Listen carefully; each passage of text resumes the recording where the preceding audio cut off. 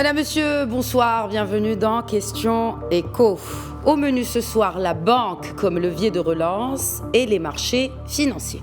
En première partie, nous allons passer en revue l'impact des mécanismes de relance à travers l'enquête de conjoncture de Banque El Maghreb, l'occasion aussi pour nous de discuter avec notre invité de la résilience des banques marocaines à l'épreuve de cette crise économique et pousser aussi la réflexion sur l'injection de liquidités dans l'économie. Notre invité sera Moustapha El Jaye, économiste et docteur en finance.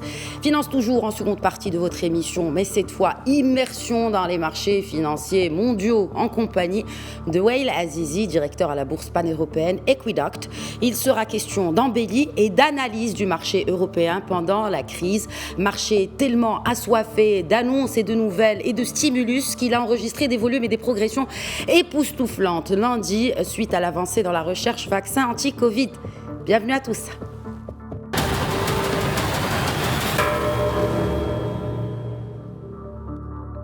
Et avant d'analyser en profondeur l'enquête de conjoncture trimestrielle sur la situation des encours de crédit révélée par la Banque centrale, je vous laisse avec ce papier de Al Abnani qui revient sur ses principales tendances. À chaque industrie, son avis sur l'accès au financement. Malgré la crise sanitaire, il est jugé normal par 83% de l'industrie agroalimentaire qui garde un coût de crédit en stagnation. Pour les industriels du textile et cuir, 68% indiquent que le coût de crédit est en stagnation et 26% en hausse. Pour ce qui est de la situation de la trésorerie, elle est normale pour 63% des industriels et difficile pour 23% d'entre eux. Les résultats de l'enquête de Banque El Maghreb sur les taux débiteurs relatifs au troisième trimestre de 2020 font ressortir par ailleurs une baisse du taux moyen pondéré global de 28 points de base à 4,30% contre 4,58% au deuxième trimestre. Les produits d'Aman Oxygène et d'Aman Relance sont déployés, rappelons-le, uniquement pour cette année, au profit de quelques 73 000 entreprises. Environ 46,3 milliards de dirhams de garanties sont mobilisés cette année-là, 16,3 milliards pour Daman Oxygène et 30 milliards pour Daman Relance.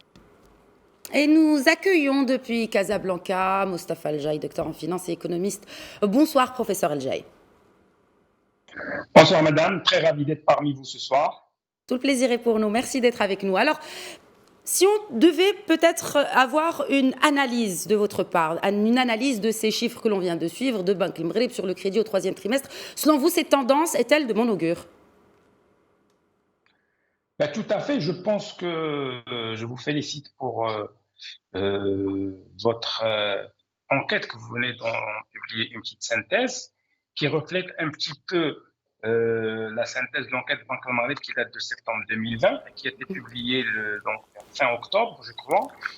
Et on constate effectivement que l'encours des crédits à l'économie en glissement annuel a progressé de 5,2, sachant que nous sommes dans une conjoncture très, très difficile. Comme vous savez, cette pandémie a eu des conséquences fâcheuse sur l'économie mondiale et en général et l'économie marocaine en particulier. Et nous savons qu'avant cette pandémie, le taux de progression était beaucoup plus faible. Et je constate deux choses. Un, la progression des crédits est assez bonne, et je vais expliquer les sous-jacents de cette progression, parce que vous l'avez bien dit dans votre enquête, votre rapport que vous avez présenté, vous avez les crédits d'Aman Oxygène et d'Aman Relance, garantis bien sûr en grande partie par l'État, qui ont un petit peu boosté ces encours. Et quand on va rentrer dans les détails du rubrique, nous allons voir que certaines rubriques n'ont pas connu la même progression. Et bien évidemment, ce qui est très important, c'est le coût de ce financement. Je suis ravi de voir dans votre enquête que la majorité des opérateurs économiques et industriels en particulier sont satisfaits de l'accès au financement et du taux de financement. On a baissé de 5,2 premier trimestre 2019 à 4,3. C'est quand même une baisse très forte. Cela signifie que le coût de financement de cette PME est assez important, sachant que les pouvoirs publics et les autorités monétaires ont fait un grand effort. Nous avons baissé, Banque centrale a baissé le taux directeur à 1,5. Les banques ont fait un grand effort. D'abord, il faut saluer le système bancaire qui a fait un grand effort pour le traitement de nombre de dossiers en un laps de temps très, très réduit. Et dans une pandémie, il ne faut pas oublier que dans le système bancaire, entre mi-mars et pratiquement fin juin, la majorité des banques ont opté pour le télétravail pour des raisons d'abord sanitaires, pour préserver la santé de leurs cadres et de leurs employés. Et en dépit de toute cette conjoncture très difficile, le système bancaire a fait un grand effort pour traiter cette masse énorme de dossiers. Et je peux vous assurer, moi-même je suis banquier depuis 30 ans de banque, la masse des dossiers reçus, traités en laps de temps réduit, a été exceptionnelle. Et je discutais hier avec nos amis de la CCG, ils me disent on croule sur le dossier et tant mieux. Et je peux vous assurer que les gens travaillent les jours fériés, parfois les week-ends, pour être dans les délais, parce que comme vous l'avez dit dans votre reportage, ces formules de soutien et notamment relance qui sont à des taux très très favorables, c'est 3,5%.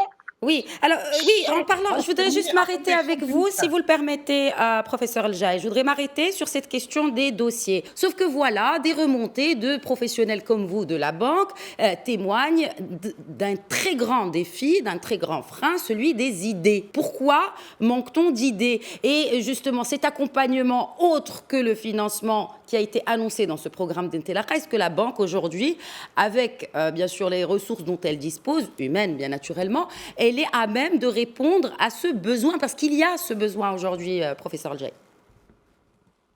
Alors tout à fait, donc comme vous savez, le produit Intelaka, c'est un petit peu, il faut quand même revenir au discours de Sa Majesté, qui a un petit peu interpellé le banc, qui a pratiquement, pas cette entrée parlementaire, mais la rentrée d'avant, et qui a souhaité et qui a donc donné ses instructions pour que le système bancaire accompagne les jeunes diplômés et non diplômés qui sont porteurs de projets, les jeunes de l'Office de formation professionnelle, les universitaires qui ont des projets.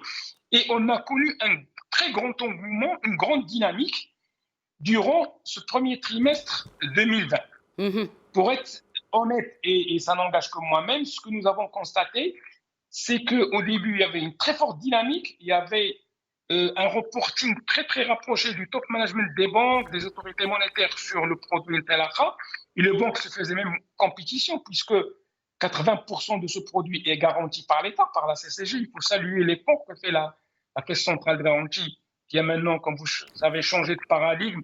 C'est devenu même une société nationale donc, de garantie et de financement. Elle peut même financer les projets. Il se trouve que cette pandémie, comme je l'ai dit et comme tout le monde le sait, a perturbé un petit peu tous les paradigmes et les paramètres. Et on s'était dit, il y a feu dans la demeure, dans le monde entier. Il faut d'abord sauver les entreprises existantes et sauver un petit peu le tissu industriel marocain. D'où la mise en place du financement Oxygène.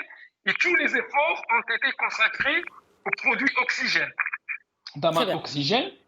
Et c'est ça un petit peu qui a ralenti la machine. Alors, professeur El-Jaï, à quelles conditions les entreprises qui seraient dans la capacité de rembourser justement Daman Oxygène pourront allonger la maturité de leur dette? Alors, la maturité de la dette est de maximum 7 ans, avec 2 ans de différé, ce qui est quand même très important, sachant que les entreprises qui avaient auparavant Oxygène, maintenant le produit Oxygène, il est échu, il est terminé. On ne donne maintenant que le produit Intelaka. Et les entreprises qui avaient le produit Oxygène peuvent soit le transformer en Intelaka, c'est-à-dire aller à 7 ans avec 2 ans de différé, ou bien le rembourser et solliciter un produit Intelaka qui va les accompagner durant les 7 ans. Ça va soulager leur trésorerie et d'ici 7 ans, donc ces entreprises vont reprendre un petit peu, j'espère, leur cours normal dès 2021, voire le deuxième semestre de 2021, parce que il ne faut pas être un petit peu naïf. Les conséquences de cette pandémie vont peut-être durer le premier semestre 2021. Alors justement, puisqu'on parle de ces conséquences, est-ce que cela ne risque pas d'impacter la résilience des banques marocaines qui jusque-là été plutôt bonne.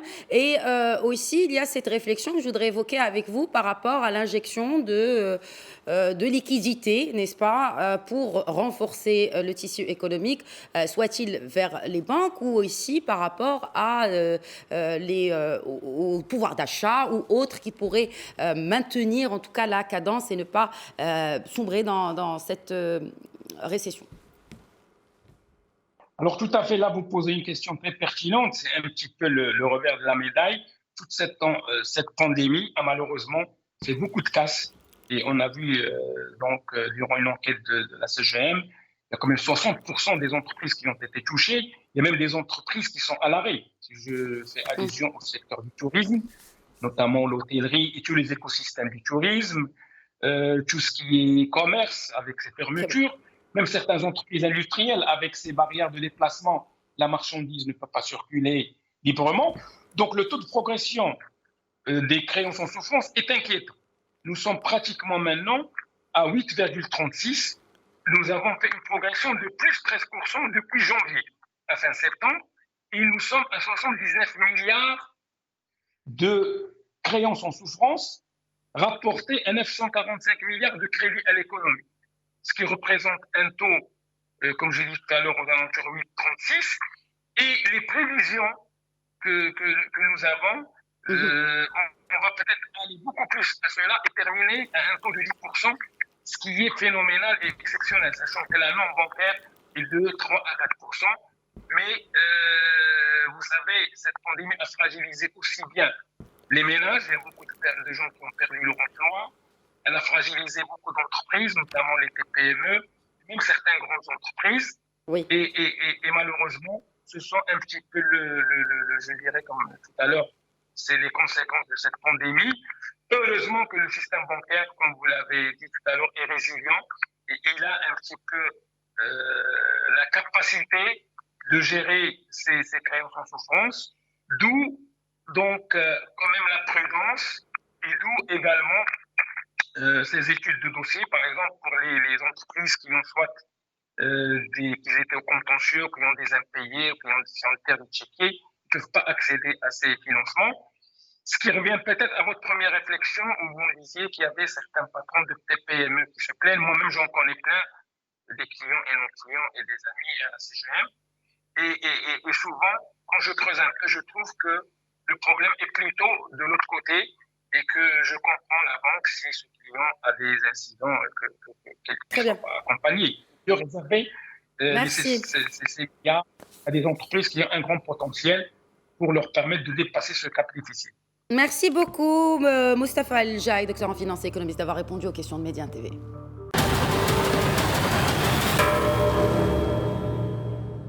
Et finance toujours en deuxième partie de Questions Éco. Les places boursières internationales prolongent leur enthousiasme après des performances extraordinaires enregistrées lundi grâce à la bonne nouvelle de ce vaccin anti-Covid-19. Les bourses mondiales se sont littéralement extasiées, plus 7,5% à Paris, plus 8,57% à Madrid et 3% Wall Street, du jamais vu depuis bien longtemps. Retour sur cette journée hectique avec Alain Nani.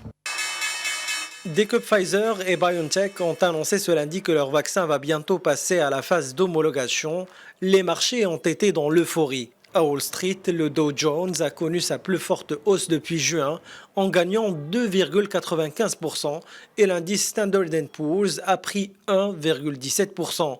L'accent Pfizer a grimpé, elle, de 7,69%.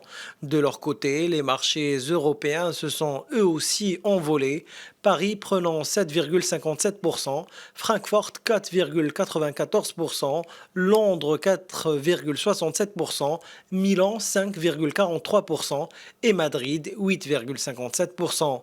Paris, Londres et Milan ont affiché leur meilleure performance en une séance depuis mars et Francfort depuis mai. Cette dernière a même brièvement effacé l'ensemble de ses pertes annuelles, une première depuis le début de la crise sanitaire. L'annonce de Pfizer et BioNTech a surtout profité aux secteurs les plus affectés par les mesures de restriction aux activités, dont le voyage, l'aéronautique et les banques. J'ai le plaisir d'accueillir depuis Londres Waila Azizi, directeur de la bourse pan-européenne Equiduct. Bonsoir Waila Azizi. Bonsoir, merci pour l'invitation. Merci à vous de l'accepter. Bon, avant de parler justement de ce fameux lundi 9 novembre, après l'annonce d'avancées majeures dans cette recherche du vaccin anti-Covid par ces deux groupes pharmaceutiques, parlons de l'avant 9 novembre, de mars à novembre. Peut-être, oui, c'est cela, peut-être une vue d'ensemble des places boursières internationales pendant cette crise Covid-19. Vous savez, cette pandémie a changé énormément de choses en fait dans nos modes de vie et la finance à l'échelle internationale n'a pas été épargnée à proprement parler. Nous avons observé un chiffre important dans les modèles d'investissement, notamment des particuliers en termes de sens des investissements, donc à la vente, à l'achat. Les fréquences des investissements ont aussi changé, la sensibilité au risque aussi a changé. Quelques semaines avant le confinement, par exemple en Europe, on parlait un peu partout en Europe et aux US aussi d'ailleurs, de la réduction des horaires de trading au niveau des bourses pour pouvoir amortir la baisse des volumes potentiels et anticipés à laquelle le marché donc s'attendait en cas de confinement. Eh bien, il n'en fut absolument rien du tout. Nous avons rarement vu autant de volume sur le marché que depuis le confinement. Les transactions, certes des transactions short et pessimistes donc, mais des transactions quand même, et des indices à la baisse un peu partout, aux US et en Europe. Les investisseurs se sont un peu désintéressés des valeurs classiques telles que les industriels, les matières premières, les consumer goods, pour se diriger vers des valeurs un peu plus technologiques, la pharma aussi essentiellement. Des baisses vertigineuses par exemple, des moins 36% sur l'énergie, moins 25% sur les matières premières, moins 21% sur l'industrie, pendant le mois de mars 2020 par exemple, qui a été le plus dur.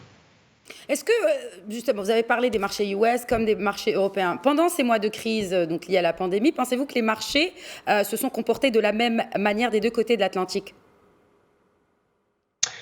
Alors, d'une manière un peu différente, certes, au vu du mix des investisseurs et des différences des flux entre les deux marchés. Le marché US est le marché le plus mature qui existe.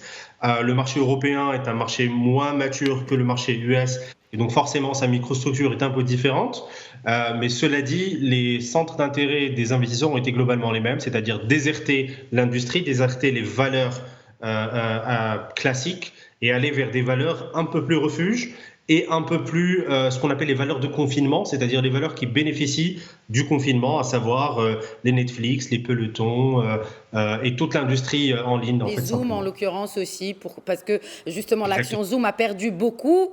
Ce lundi 9 novembre, à l'annonce d'avancées majeures dans ces recherches de vaccins par Pfizer et BioNTech. Alors, parlons de ce lundi, justement. Et même avant, pourquoi, selon vous, l'annonce de l'élection de Joe Biden à la tête des États-Unis d'Amérique a-t-elle autant réjoui les marchés, ajoutant à cela, bien sûr, cet effet combiné de l'annonce du vaccin ? Mais je pense qu'il y a eu une certaine lassitude des marchés du comportement de Donald Trump en tant que président des États-Unis, avec ce qu'on appelle la tweet aiguë, dans le sens où ce président des États-Unis, contrairement à tous les autres qu'a connu le monde et le marché jusque-là, faisait usage, mais extrêmement volatile, de Twitter, avec des interventions à droite à gauche sur des sujets qui sont complètement hors de portée et pour lui et pour la Maison-Blanche. Cela a créé en fait des cycles intéressants et des rebonds intéressants qu'on a observés sur les marchés. Cela dit, c'est des rebonds qui étaient complètement creux. Et donc, quand l'investisseur était intéressé par un tweet de Donald Trump ou était attiré vers un secteur par un tweet de Donald Trump, quelques semaines plus tard ou quelques mois plus tard, on se rendait compte qu'en fait, l'annonce était creuse et qu'il n'y avait aucune substance à cela. Donc, le marché en avait un peu marre. Cherche forcément maintenant des approches un peu plus structurelles à l'économie. Est-ce que vous pensez justement que cette embellie, je vais dire euphorique de lundi est réel signe ou symptôme de réel rebond économique ou c'est spéculatif? Et aussi par rapport à cette question d'indices, on voit que les indices ont pris quand même beaucoup, certains ont même effacé leurs pertes essuyées pendant ces mois de crise. Qu'en est-il des volumes et de création de valeur justement? Alors depuis lundi, effectivement, vous avez raison de le souligner, parce que c'est effectivement depuis lundi que ça se passe. Il y a une combinaison un peu intéressante entre les deux facteurs. L'élection US, comme vous dites, mais aussi et surtout l'annonce l'anticipation des marchés de la fin de la crise sanitaire avec la publication des résultats préliminaires du vaccin de l'étude avec Pfizer. Cette nouvelle permet d'espérer une sortie actuelle de la situation, enfin de la situation actuelle au cours de l'année 2021, ce qui conduit en fait des investisseurs à rebalancer un peu leur portefeuille. Donc les valeurs technologiques et celles qui avaient progressé lors de l'épidémie se retrouvent aujourd'hui communément appelées donc les valeurs de confinement, se retrouvent aujourd'hui sujettes aux victimes de réorganisation du portefeuille au profit des actions dites de value. De value qui sont l'énergie, les banques, les assurances et les industriels qu'on a cités tout à l'heure. Pensez-vous que, en attendant en tout cas la sortie officielle de ce vaccin, ces valeurs vont garder le cap? Alors, ces valeurs vont forcément garder le cap. Elles vont subir des ajustements classiques. Parce que les hausses ou les baisses qu'elles ont subies lors du premier jour étaient relativement importantes et il n'y a pas de baisse aussi ou de hausse aussi importante de manière structurelle. Donc forcément, c'est un peu de l'enthousiasme et c'est un peu de l'abus de l'euphorie, si on appelle ça comme ça. En termes de secteur, en fait, on observe que c'est un peu partout, que ça touche un peu tous les secteurs. C'est ce qu'on appelle en fait en finance l'optimisme rotationnel, c'est-à-dire que les investisseurs font un peu le tour de tous les actifs à la recherche d'un actif qui finalement puisse être le bon. Est-ce que quand, par exemple, on entend Wael Azizi, pour peut-être rapprocher un peu plus nos téléspectateurs de ce monde de la finance, est-ce que quand on voit que l'action, par exemple, de Air France a gagné 30% lundi, cette journée, encore une fois, euphorique sur les marchés européens et américains, que signifie cela finalement pour l'entreprise elle-même? Alors déjà, pour l'entreprise, ça signifie déjà un regain de confiance dans le secteur aérien, qui a été l'une des principales victimes de la pandémie. Vous parlez de 30% pour la journée de lundi pour Air France, c'est vrai, mais il faut aussi la remettre en équation et dans le contexte de ce qui s'est passé depuis mars de dernier, où effectivement cette valeur a perdu l'équivalent de 40% sur toute la période. Donc du coup, bon, ce n'est que partie remise, ce n'est qu'un ajustement, on va dire ça comme ça. Maintenant, l'impact sur l'entreprise en tant qu'elle-même, ce que ça veut dire, ça veut dire simplement, en général, de manière générale, tout ce qui est plus-value et tout ce qui est hausse importante pour l'entreprise, on peut raisonnablement dire que des cours élevés des actions ont tendance à refléter en fait une entreprise fondamentalement solide ou une entreprise qui a augmenté sa valeur au fil du temps et a fourni des solides rendements pour les actionnaires. Maintenant, pour le cas d'Air France que vous citez, c'est une entreprise qui n'a absolument rien à prouver, plus rien à prouver sur le marché aujourd'hui. C'est une entreprise leader du secteur aéronautique. Maintenant, ça veut simplement dire qu'il y a un regain de confiance des investisseurs et donc une vue potentielle de la sortie de la crise actuelle. Direction Casablanca à présent, Wael Azizi. Alors, bien sûr, le marché également, lundi, a fermé, la bourse de Casablanca a fermé sur une hausse conséquente. Pensez-vous que, justement, c'est dans la foulée de ce qui s'est passé de l'autre côté de la Méditerranée pour les bourses européennes? Oui, enfin, moi, je pense que qu'en comparaison avec les marchés US et européens, qui sont des marchés matures, extrêmement matures, le marché marocain est un peu plus junior. Et quand je dis junior, il est junior en termes de microstructure de marché et en termes de participation des particuliers au mix des investisseurs. Les volumes sont effectivement incomparables avec le niveau européen, et cela est parfaitement logique au vu de la taille de l'économie marocaine et de la jeunesse du marché. Maintenant, on le voit par exemple avec l'annonce de Pfizer, où le marché marocain a enregistré des embellies, certes, pas au niveau des niveaux européens ou américains, mais cela est normal.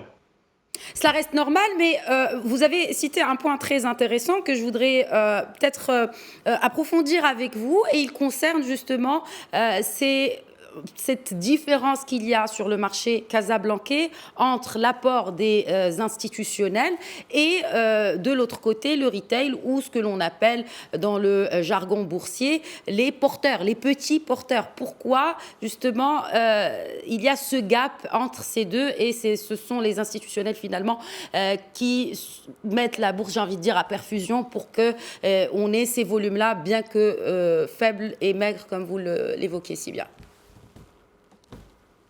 Eh bien, écoutez, moi, il me semble tout à fait logique en fait qu'un marché qui est en structuration, comme le marché marocain, ne puisse pas avoir un mix qui soit tout à fait digne des mix européens ou US. Maintenant, je pense que dans l'avenir, il y a certains modèles arabes qui sont très intéressants à regarder, à analyser de plus près. Je pense au modèle égyptien, par exemple, je pense au modèle dubaïote, où avec respectivement 55%, je pense, de participation retail, donc investisseurs particuliers, petits porteurs, et 71% pour Dubaï, par exemple. Ça, bien sûr, il faut le mettre en relief avec la participation au Maroc, qui, je pense, oscille entre 10 et 15% de participation. Maintenant, pourquoi ce n'est pas le cas?